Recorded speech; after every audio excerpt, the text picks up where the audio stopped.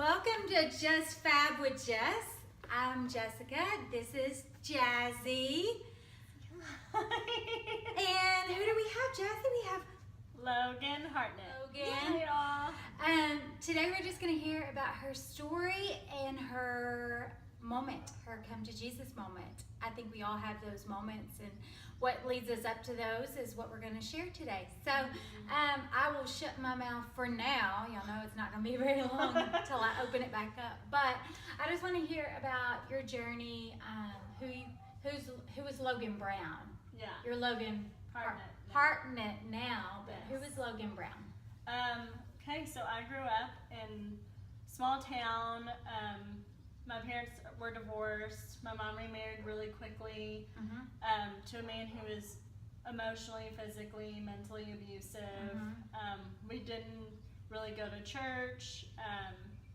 So my home life was just kind of dark and I never really had an escape. School was kind of hard for me.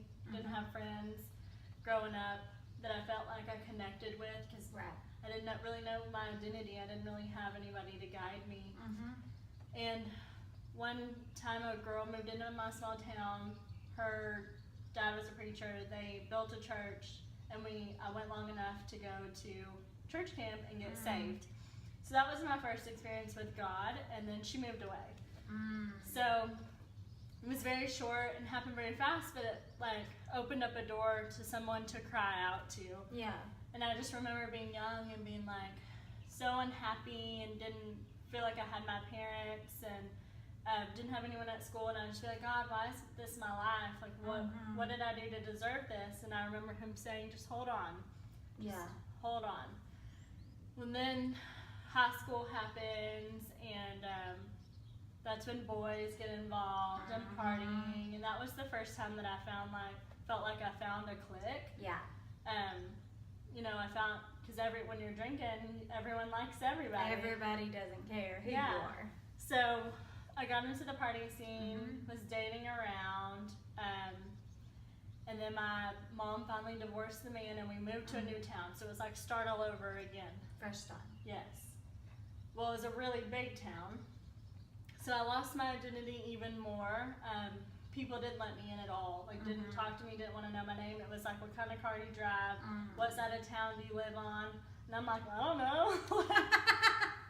You didn't know what side you I was just here. Yeah, I was from a small town, so I was like, a car? What kind of car am I supposed to have? And so really, I went back to that lost place, and then went back to the party scene and went, trying to go through boys. And college happens, and still pretty lost, didn't really know who I was. And I finally found a guy who would stay for more than 2 weeks. And he became my God. And I just, I remember the signs of it not being right, but I was just so wanting to feel secure, to have a space that I could run to, because I never felt like that growing up, even when my mom left that other guy. I never felt happy at home. I wasn't happy at school. I was just trying to, something to save me. I just thought, when will someone save me? Yeah. And you felt like this guy was it. Yeah, he was the one. We were gonna get married, white picket fence, have kids, all that, and I was just gonna be this stay-at-home mom type thing. And I was like, he's gonna fix it all. Well, he actually just left one day. Didn't really break up with me, just left. Quit texting, and my world was shattered. It was all those emotions, younger, with the abuse and feeling not good enough, ashamed, neglected. All that came back and magnified, and just shattered my heart, and I felt like I hurt in a different way. Yeah. And I was miserable, and then I became really suicidal. And one day I was leaving work, and I knew, in my mind, I knew that was the day. I'm done with this. It's not worth it anymore. Yeah. So I told one of my friends that I worked with that I knew was a Christian. I was like, you need to pray for me to die. And she was like, I don't understand, because I was serious. And I was like, I can't really talk about it. I'm not in a good space, but you need to pray for me. So I'm driving home, cussing at God, really upset. Hey, real talk. Yeah, real. Just why would you take the one thing that was good for me, like in my mind thought was good, the one thing that I loved. Totally. And I remember thinking, you need to pay your Sprint bill. Right? Yeah. So I wipe my eyes. I'm like, okay, whatever. I'll pay my Sprint bill. Walk into Sprint, and there's an old man in the corner of the room, and we lock eyes, and he just smiles at me. And this is right before Christmas time. So I smile back, go over to pay my bill, and he comes up to me and he goes, wow, you're beautiful. And I was just like, what is he talking about? I'm a mess. Like, this isn't pretty and not good. But I was like, thank you. I was polite. And he tried to small talk me, but like I was just not in the headspace. And the sales clerk took him away, and then he saw that I was leaving and came back, and he grabbed my arm and he was like, hey, I want you to know that God has you. Whatever you're going through, God has you, and I hope you have a Merry Christmas. And I'm just like freaked out because I'm on in my mind, I'm on the way home to go kill myself, end it all.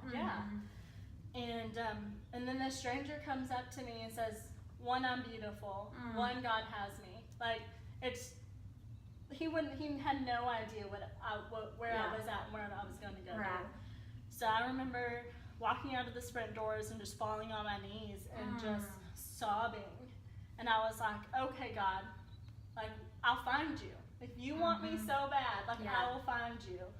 And I almost was like angry in a way, and I just went on this like relentless pursuit, kind of like I'm gonna show you type thing, like aggressive, not like a dare, like and prove yourself to me. And I was miserable still for a long time. I had to like make myself eat, make myself wake up, but I got in this routine of like making life happen, like I had to force it almost. But it was kind of neat though, because God used that and came in so many different directions. Like I traveled a lot, I stayed with friends, and we just sat in prayer, went to several churches, and it just still wasn't clicking. And I'm like, you see me trying, like why is this not clicking? Why am I not happy yet? Right. And there was just like a loss of connection, but I really was on this pursuit, and even without the connection. And Easter was coming up, and I knew I wanted to be in church in Easter, but I didn't know where to go. I went to all these churches and didn't feel connected. And this guy I work with was like, hey, come to my church. And I was like, well, I mean, I won't have my family with me, I'll be alone. And he's like, it's at the Wind Sphere. And I'm like, I don't know what that is. And so it freaked me out, but I like went home and I was like, well, I need to be somewhere, and at least I know him, and if I see him, I know he'll talk to me. So I went to the Wind Sphere. Didn't know Dallas super well, so it was really intimidating. I kind of at first thought that was the church. I was kind of confused on what it was, and I was going through all the elevators and stuff, and everybody was saying hi and greeting me, and like I just thought I was like super overwhelmed because I'm used to people not talking to you at church. Like you just go and you sit down.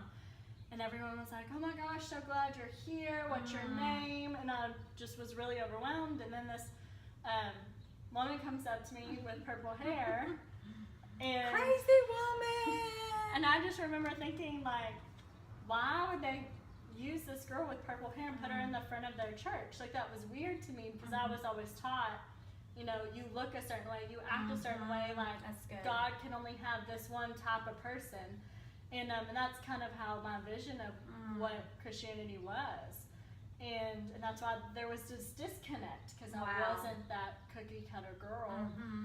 And you didn't fit the box that you put God in. Yes. And so I listened to the message, and it was a beautiful atmosphere, a beautiful place, but I didn't really connect. And I remember leaving happy and was so happy I went, but I was like, there was something about that girl being out front with purple hair. Like that just like resonated with me. And so then I didn't go to church the next week, and he invited me again. He was like, come to the church building, and that's when I guess I finally realized it was a different building. Right. And so I went the first time, and it's this tiny little building, and I'm like, oh. Not an opera house. Yeah, that's not what I was expecting. And I walk in, and the leader of worship runs up to me, tells me her name, asks me who I am, and it was just so genuine. It was just like, how long have you been coming here? And then soon after she did, so did the preacher. And I've never talked to a preacher one-on-one before. Wow. Like, I've never had a preacher come to me and recognize that there was a new face. And he didn't make me feel like, oh, you're new. It was just like, welcome home. yeah, I kind of like you like you were special. And that meant a lot. Now, it was really cool to meet a preacher. And so I went to the service, loved how small everything was. There was like 30 people there probably. And I was like, perfect. And I kept going back. I was still battling a little bit. There was trying to fit these guys in there that were trying to pursue me. And I finally went 3 times, and I remember feeling in the gut like, I've got to stop. Like, I can't keep trying to run to a man. Right. And then that 3rd time when I went, there was that girl with purple hair. That crazy girl. And I was like, oh my gosh, hey. And it was you, obviously. But you recognized me. Like, you were like, I know you. And I was like, yeah, you greeted me at the wind spear. And you're like, yeah, you were wearing that pink crochet dress. Like, you described me to a T, and I was just like blown away, because I was like, how did you remember that from 3 weeks ago, and how many people were there, you know? And you kind of like said hi to some other people. You looked back to me. Squirrel. Yeah. And then you were like, do you want to come sit with me? And I was like, sure. And you were like, well, I sit on the front row. I was like, okay. And we sat on the front row, and it was during worship, and you just grabbed my hand, and you were like, I don't know what you're going through or what you've been through, but we're about to get through it together. And that's gonna make it. and that's what changed everything. Someone who was out of the box, who said that my brokenness, my unwantedness, that my shame and my just the abuse, all my scars were okay, and that whatever wrapping I put it in was okay, and that I was still here for a reason. And it was like all those moments that God was like, just hold on, just hold on, just hold on. In that moment made